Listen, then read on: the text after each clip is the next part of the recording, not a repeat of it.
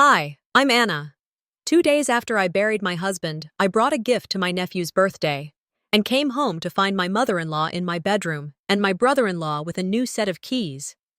They told me, straight-faced, "You had your time." But grief wasn't the worst part. It was the silence that followed, the photos replaced, the locks changed, the ring taken off my hand, and just when I thought I'd lost everything, I found his will.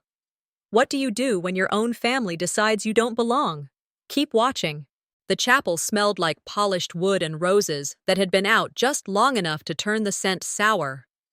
The skies over Lexington were heavy, swollen with clouds that hadn't quite decided if they would cry. Inside, everyone else did. I didn't.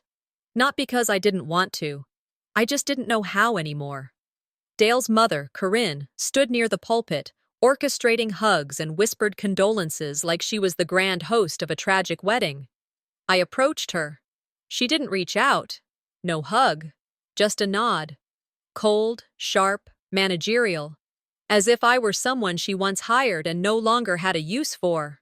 I told myself maybe grief does that. Makes people forget manners. Or maybe they just forget you. I sat alone in the third pew.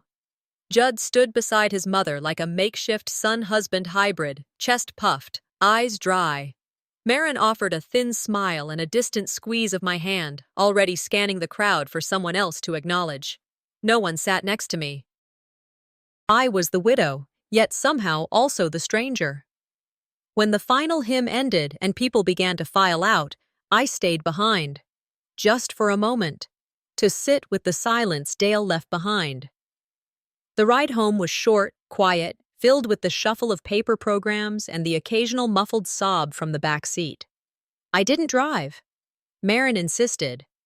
"You shouldn't have to think," she said, as if thinking was a privilege the grieving didn't deserve. Back at the house, the air felt off. I stepped inside, holding the small memory box I'd taken from the chapel. A few photos, Dale's watch, the pen he never let me use because it was too smooth to share. I almost tripped over the suitcase. It sat at the base of the stairs like it had always belonged there. A deep green Samsonite with a leather handle I'd seen Corinne use for years. It was hers. Her room wasn't the guest room anymore. I climbed the stairs slowly. My things, pillows, the extra blanket, a book I'd been halfway through, had been moved into the smaller room down the hall. No note, no conversation. Just a rearrangement of space, like chess pieces quietly nudged between turns. The suitcase was a sentence, and no one had spoken a word. I opened my mouth, felt the question rise, why? But swallowed it whole. I didn't want to seem ungrateful. Again. The next morning, I found Corinne in the kitchen. She was already brewing tea. No second cup sat waiting. I stood awkwardly for a beat, then began reaching for a mug. She didn't stop me, didn't offer hers. The silence buzzed louder than the kettle. "It's supposed to rain later," she said, eyes still on the window. I nodded. "Forecast said so." She turned to face me then, her tone casual but crisp. "Since you'll likely be spending more time with your side of the family, I thought I'd keep the master suite. Just for now." My fingers tightened around the mug. "Just for now," she said like a final line in a closing argument. No request, no discussion, just a reshuffling of territory that no longer included me. I nodded again. "Sure. Sure." God, I hated how that word sounded in my mouth. She smiled faintly and returned to her tea. And just like that, the house we shared wasn't mine anymore. It was her stage.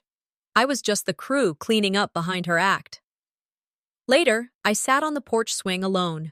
Dale and I used to sit here in the evenings, talking about absolutely nothing for hours. He'd once told me, "You and I, we're the only sane ones in this family." I'd laughed then, not realizing how much truth it held. I clung to that line now like a lifeline, because Dale had been my buffer. Without him, the filter was gone. The niceties had teeth now. Maybe Corinne just needed to feel close to him, I told myself. Maybe this was her grief too. But even as I whispered those words inside my head, I knew better. I started talking to Dale that night, out loud, quietly, in the dark, like prayer, but not really. Just sentences spoken into empty space. I told him about the suitcase, the guest room, his mother's tea. "I'm still here," I whispered, "but I'm not sure I should be." The next day, Marin dropped by, said she was just checking in, but her eyes scanned every corner of the living room like an auditor. She perched on the edge of the couch like the cushions were still debating if I had a place there. "I know things must feel different," she said, "but you're handling it well." I nodded. She continued, "I guess it's hard. Not having children, I mean. Not much to hold on to." I blinked. The sting wasn't immediate. It came in waves. "Dale and I had plenty to hold on to," I said. She smiled, too quickly. Of course. I just meant, Judd's really stepped up. He's been helping Mom a lot lately. He's present. Present." That word did more damage than she realized. She left soon after, telling me to rest, as if grief was a sprained ankle. That night, I walked into what used to be my bedroom. I froze. Dale's watch box was gone from the dresser. In its place was a framed photo of Judd as a boy, grinning wide in his baseball uniform. The swap was unspoken, deliberate. I sat on the edge of the bed, stared at the ceiling, and let the weight sink in. If I don't leave, they're going to erase me while I'm still breathing. 2 days after the funeral, an envelope with pastel dinosaurs showed up on the counter. Inside was an invitation to Oren's birthday, my nephew, Judd's son. The handwriting wasn't Marin's or Judd's, it was Corinne's. Neat, precise, emotionless. There was no reason for me to go, no version of this that sounded like healing. But I went anyway. Because showing up is what you do, even when no one asks if you're still breathing after the person you loved most is gone. Be gracious, I told myself. Be normal. Smile for the kids. On the way there, I picked up a toy dinosaur, green, fuzzy, probably made in bulk in some warehouse far from anything real. I even wrapped it. My hand shook a little as I folded the tape over the paper. "I just buried my husband, and I'm bringing a wrapped toy dinosaur to a party." The thought wouldn't leave me. Marin answered the door. Her hug was brief, polite, distracted. I scanned the living room, balloons, string lights, cake. I looked for my name on the guest list taped to the entry table. It wasn't there. She waved vaguely toward the back. "We set up a seat for you near the door so you could have some air." Translation: away from everyone. I took my place near the patio, next to a dying plant and a stack of unopened water bottles. I watched Judd hold court near the kitchen island. He was animated, charming, even warm. Corinne stood by him like a proud campaign manager. I nodded at a few people, smiled when smiled at. But there was a heaviness that didn't come from grief anymore. It came from knowing that no one noticed I was shrinking in the very place I used to feel needed. I kept track of who looked at me and who didn't. That morning, I had gone to the store to pick up paper plates, something to do, something normal. When I got home, I turned the key and nothing happened. At first, I thought maybe I was turning it the wrong way. Maybe the lock was old. Maybe I was tired. I tried again. Nothing. I knocked. Corinne opened the door, expression unreadable. "Oh," she said. "Judd had the locks changed, just for safety. I thought he told you." He hadn't. And I wasn't surprised. I nodded. Because what do you say to someone who just told you you're no longer expected to have a key to the life you built? You don't change the locks unless you want someone locked out. Back at the party, I sat silently as Oren smeared blue frosting across his cheeks. Marin hovered over him, camera out, calling him my big boy. No one asked if I wanted cake. Then Corinne stood, glass in hand. "I just want to say how proud I am of this family," she began. "Especially Judd, for stepping up as a man of the house. It takes a real man to carry the weight of legacy." She nodded at Marin. "And thank you, sweetheart, for making today so special." Neighbors clapped, Smiles everywhere. No one noticed the woman with the shaking glass near the patio door. No mention of me. Not one word. And not even in passing. Grief makes you invisible, but this was erasure with intent. I stayed seated, stared at the cupcake in front of me. Vanilla, store-bought, a bit stale. I didn't taste it. I was chewing memory. The sound of Dale's laugh in this very room last year. The way he'd tuck a napkin into his collar just to make Oren laugh. All of it gone. Replaced. Like me. I needed air. On the back porch, I leaned against the railing, letting the cold sting my skin. Judd joined me, beer in hand. He didn't ask if I was okay. "Mom's been through a lot," he said, like it excused everything. "She just needs time. And space." I turned to him slowly. "I was Dale's family." He took a long sip before replying. "Yeah, but he's gone." No anger, just matter-of-fact dismissal. Like I'd been a placeholder for Dale's presence, nothing more. He left the porch before I could think of something to say that didn't sound like begging. That night, I came home. What used to be home. Corinne's robe hung over the master suite door, floral, stiff, lavender-scented. I stood in the hallway with the gift bag still in my hand. The dinosaur now felt like a joke. There wasn't a sound in the house, but the silence screamed. You ever stand somewhere so long, even the floor forgets you're there? I leaned against the wall and let my body feel the weight of the moment. I didn't cry. I didn't speak. I just existed, quietly, like furniture you forget to dust. Maybe I didn't lose Dale. Maybe I'm losing everything else he kept from turning on me.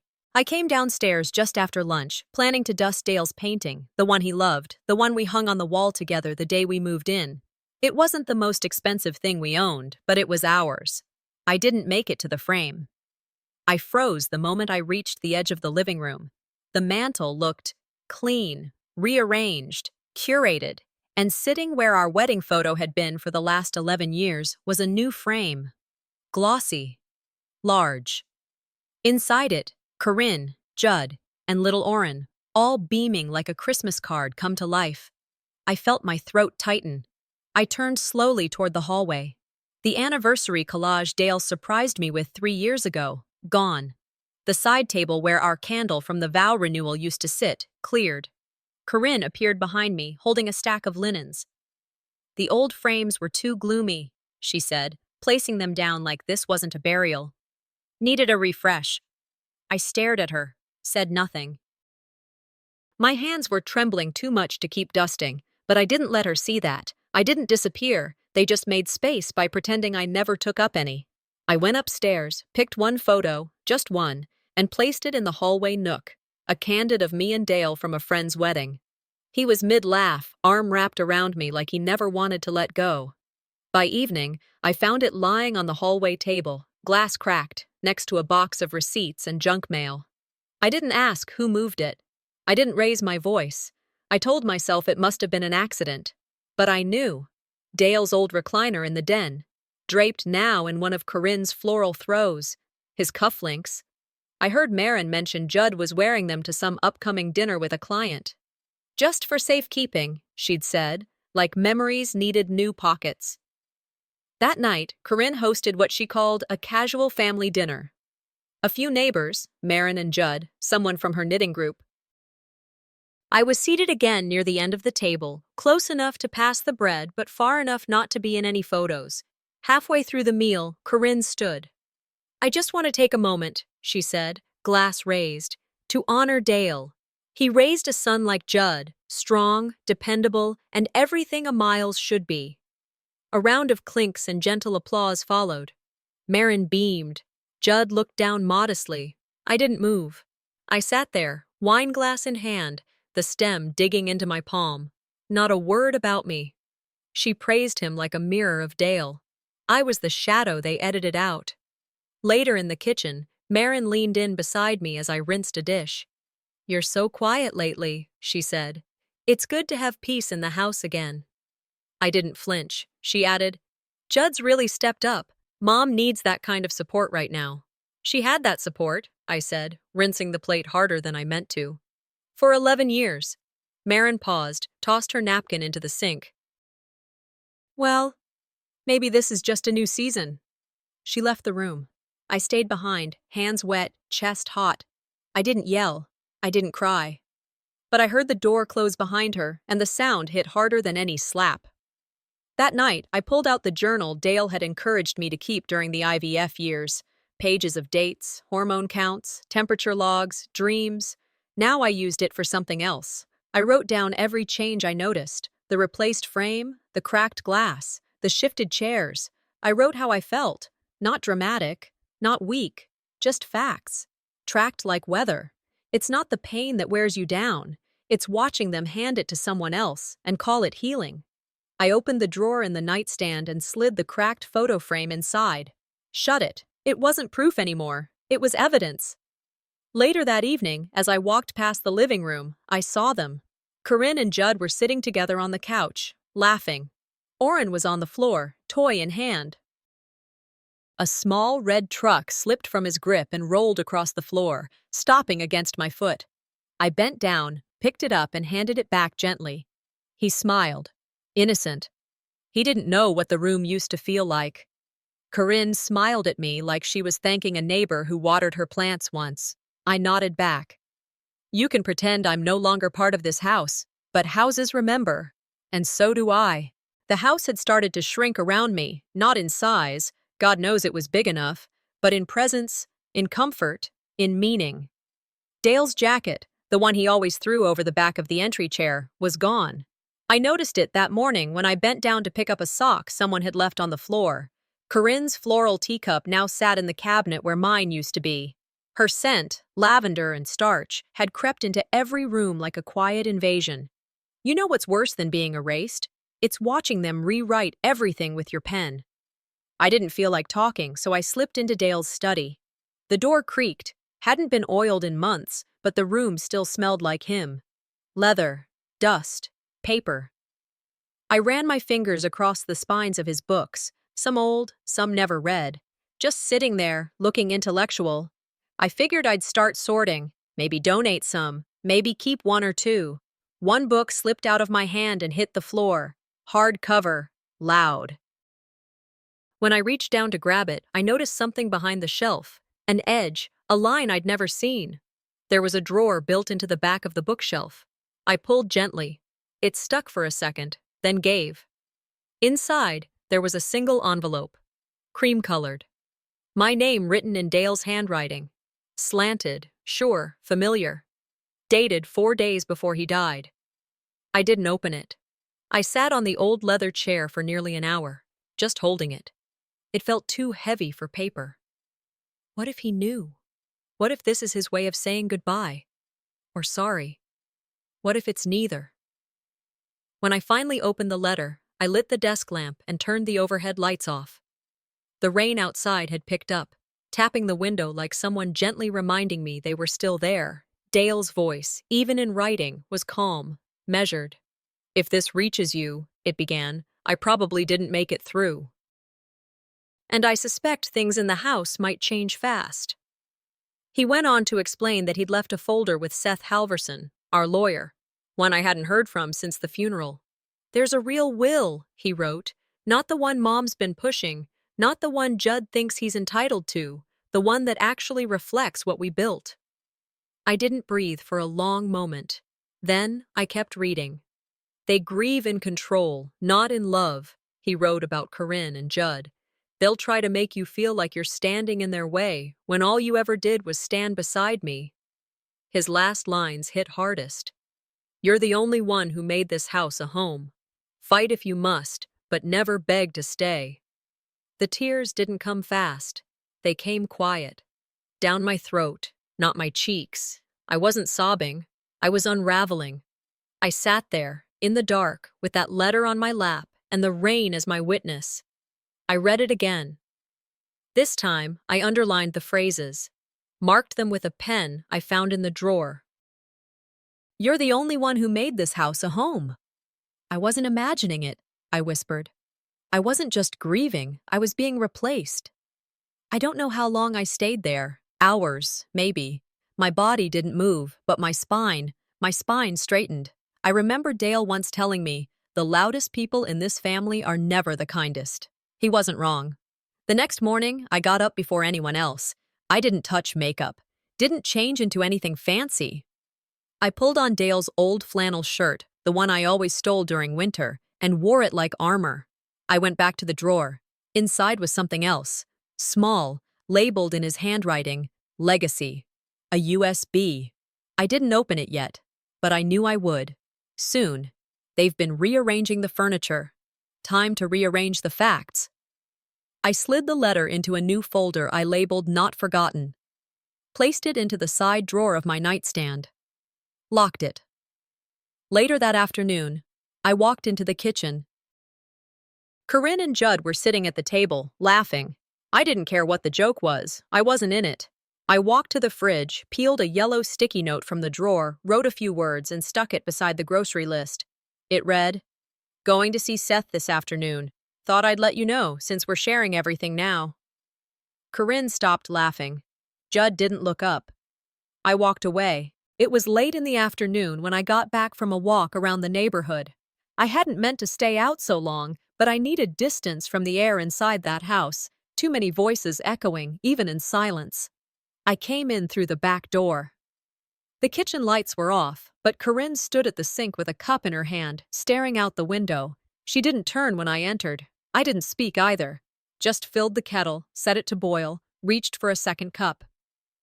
"Would you like some tea?" I asked. No answer. Not even a glance. The kettle began to hiss. I waited for her to break the silence. She let it stretch until it snapped. "We should talk," she said finally, eyes still on the glass. "I think it's time we return the ring." She said it like she was offering me a tissue. Kind, neat, clean. I looked down at my hand. That ring had been with me longer than most of the people in this house had acknowledged me. It had weight, not just in gold, but in memory. "It belonged to my mother," Corinne continued, finally facing me. "Technically, it should stay in the family." I didn't argue. I didn't ask her what I had been for the last 11 years, if not family. I reached into my pocket, pulled out the small velvet pouch I'd been keeping in my dresser, half out of habit, half from instinct. Slipped the ring off my finger. My hand felt bare, lighter, but not in a good way. I dropped it into the pouch, cinched the string tight, and placed it on the counter beside her cup. She didn't say thank you. I didn't expect her to. I didn't lose a ring. I gave away a lie. That evening, as I walked toward the stairs, I heard voices coming from the kitchen again. Soft, low, just above a whisper. I stopped short, stayed hidden behind the hallway wall. "She won't fight it," Corinne said. "That's the type she is. Quiet, proper." "She's not stupid," Judd replied. "But we need to file before she talks to Seth." You saw how fast she changed after that letter. Then we act fast. They weren't talking about grief. They were planning a handoff, a clean-out. And I was the cleanup. They only speak freely when they think you're too silent to matter. I went to my room and sat at my desk, pulled out my notebook, wrote down every word, not just what they said, but how they said it. Then I laid Dale's letter beside it. Not as a comfort, not anymore. It was evidence. Ammunition. "You'll know when it's time to stop asking and start acting," he had written. I whispered it aloud. "I've been too polite." I tucked both the notebook and the letter into the drawer and turned the lock. Let them think I'm still quiet. Dinner was uneventful on the surface. Corinne served lasagna, passed the salad with a smile. Marin complimented the sauce. Judd bragged about some renovation idea for the garage. I smiled when appropriate. Nodded, observed. Every word was inventory now. I cataloged who was performing, who was sincere, and who was dangerous. Marin asked me about the garden, her voice too light, too casual. I watched her eyes flit toward Corinne once or twice, gauging. I started to wonder just how much she knew, and what she wasn't saying. I didn't accuse. Not yet. That night, when the dishes were done and the lights dimmed, I stood in front of Dale's study.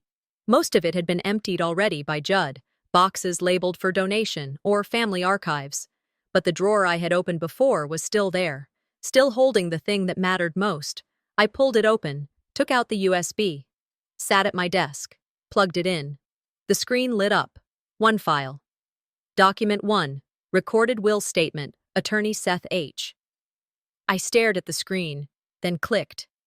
"You thought I wouldn't open it," I said to no one. "You counted on me staying quiet." I leaned back in my chair. "You were wrong. It was just past 7 when I passed Dale's old study and saw the door left slightly ajar. That door was never open unless something, or someone, had changed. Inside, Judd and Corinne stood among open boxes, tissue paper, labeled Post-it notes, a pile of Dale's cufflinks laid out like flea market finds. One said, "To Uncle Ray." Another said, "For Logan, graduation." His watch, the one I'd gifted him after his promotion, had no label. It just sat on the edge of the desk like it was waiting to be taken.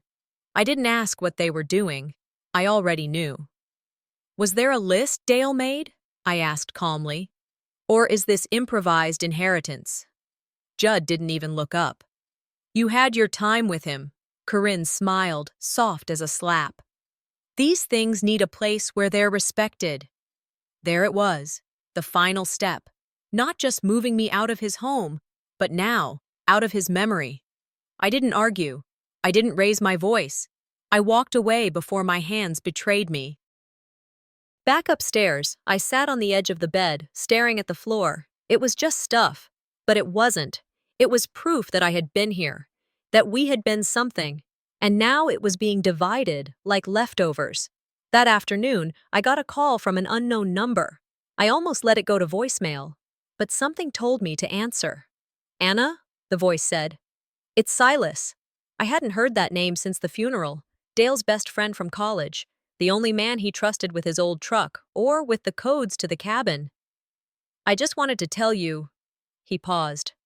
"Dale trusted you more than anyone. He told me, if anything ever happened, you'd need help standing your ground." My throat tightened. I gripped the phone harder. "He used to say, 'Legacy isn't what you leave behind, it's who you leave it with.' You were his legacy, Anna, not them." For the first time in a week, I didn't feel crazy. I didn't feel invisible. I felt seen and angry. I thanked him, hung up, and walked straight to the drawer in the nightstand. My notebook was still there. "Family politics," it said in bold Sharpie across the front. Inside, dates, events, overheard remarks, bank paperwork, even a list of furniture Dale once told me was in his name only. I grabbed a pen and started writing questions for Seth. What's the legal timeline of the last valid will? Can property be reassigned if the executor hasn't ruled?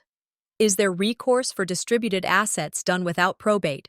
I wasn't gathering revenge. I was building a case, a clean one. I could still hear Dale's voice in my head. "Don't raise hell, Anna. Just raise the truth." Dinner that night was baked chicken. Corinne set the table like it was Thanksgiving. All smiles. "Judd's planning to renovate the study," she said as she spooned peas onto Oren's plate. "Something more useful." I didn't react. "Oren needs a bigger playroom anyway." I smiled. Small. Like it was all too far away to sting. They think silence means surrender. Let them. Marin caught my eye, looked away.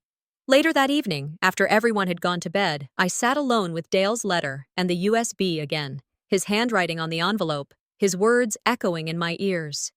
"They will move quickly, but you must move wisely." I printed a copy of the recorded will, labeled it Tax Files. I stored another in a new safe deposit box I opened that afternoon. The original stayed on a drive, tucked in my bag. If they wanted war, they'd have to go through the law first. I was done with etiquette. Around 10:30, I climbed into bed, checked my phone one last time. A message popped up from an unknown number. "You think the lawyer's going to save you? You'll end up with less than a memory." I stared at the message. No name, just venom. Then I turned the phone face down on the table beside me. Tomorrow, I won't need to raise my voice. The truth will speak for me. I came back from the grocery store and stopped cold on the porch. Through the side window, I saw Marin walking a real estate agent through the living room. She was smiling, practiced, polished, pointing at the built-in shelves like she'd installed them herself. "This could be Judd's home office," she said. "We're thinking of converting the guest room, too." Guest room. I was still sleeping in that guest room. I stood there for a moment longer, hand still on the doorknob. Then I walked in, calm and quiet. The kind of quiet that makes people uncomfortable. The agent looked surprised when she saw me. I didn't explain myself. I just handed her a glass of water and said, "I believe this is still my home. For now." She nodded. Maren didn't. 10 minutes later, I was at Seth Halverson's office. The folder in my hands didn't shake. I sat across from him like I had something to deliver, not something to ask. I handed him the USB. He nodded, popped it into his laptop, and scanned the contents. "Video from Dale," he said. 4 days before he passed. I didn't blink. "We play it now." He leaned forward and clicked. The screen came to life. Dale sat at his desk, back straight, shirt neatly pressed. His face tired but clear-eyed, no signs of confusion, no slurred speech, just Dale, sharp, ready, and already gone. "If you're watching this," he began, "it means my wife is being pushed aside, and I won't allow it, even in death." I felt my stomach tighten. "This house belongs to Anna," he said. "Not because of a contract, but because she built it with me, room by room, no one else. The rest of my assets are to be divided as we previously discussed with Seth, but the home stays with her. That is final." He paused, then added, "If anyone disputes this, remind them that legacy isn't about who shows up loudest after you're gone. It's about who stayed when you were still here." The screen went dark. Seth exhaled slowly.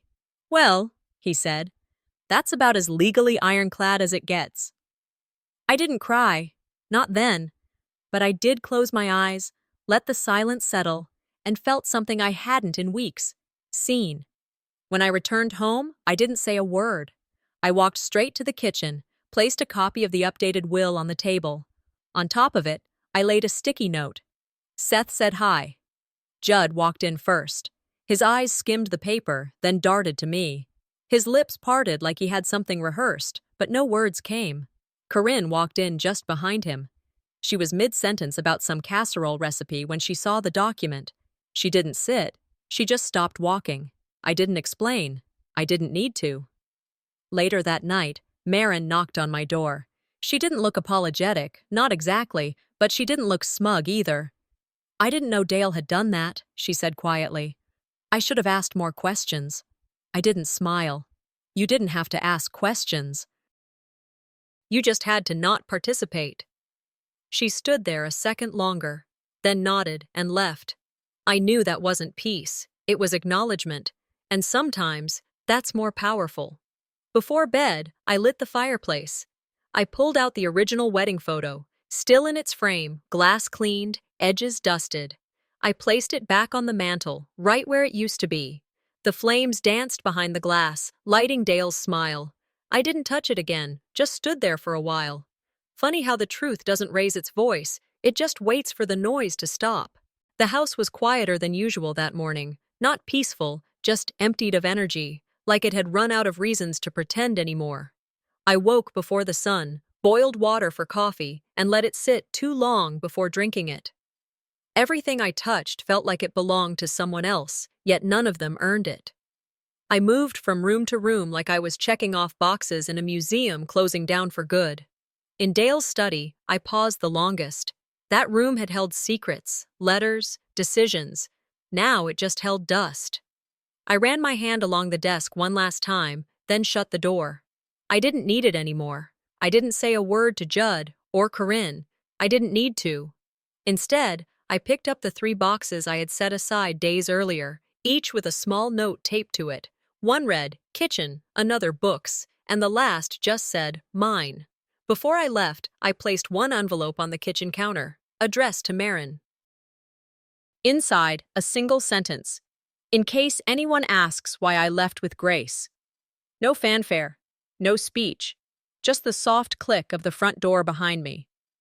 On my way out of town, I made one stop, Seth's office. I handed him a sealed manila envelope labeled, to be opened only if challenged. Inside were all the facts: the will, the video, photos, bank statements, dates, backup copies, even a copy of the email Corinne once sent to Dale titled Reclaiming Family Legacy. I looked at Seth and said, "I'm not staying to fight anymore, but I'm making sure no one fights dirty after I'm gone." He nodded. "That's more than most people do." I smiled. "It's enough." By noon, I pulled up to the small house I'd rented just outside of Lexington. A single-story craftsman, front porch, chipped paint on the railings. It wasn't much, but it was mine. I carried in the boxes, one by one. The first thing I unpacked was the photo of me and Dale, the one with the cracked frame. I had it fixed, not replaced. The crack still ran faintly across the corner, but it felt honest now. I propped it up on the mantel. Then I opened the letter from Silas. It had arrived the day before. "He'd be proud you didn't burn the house down," it read. "You just outlived the fire." For the first time in a long time, I laughed. Quiet, but real. Later that evening, I walked into the backyard. Small, overgrown. But there was one sunny spot near the edge of the fence. I knelt down and began to dig. The rose bush I planted was soft pink, Dale's favorite. Before I covered the roots, I tied a thin ribbon around one of the stems, same color as my wedding bouquet. I sat there for a while, watching the breeze move the leaves, letting the silence settle into something that wasn't sad anymore. I wasn't erased. They just ran out of ways to deny I mattered. The house? Let them keep it. Let them frame their own stories around rooms I once lived in. I had nothing to prove anymore. Just a life to rebuild, brick by brick, petal by petal. Some exits don't need doors slammed, just footsteps firm enough to echo without regret.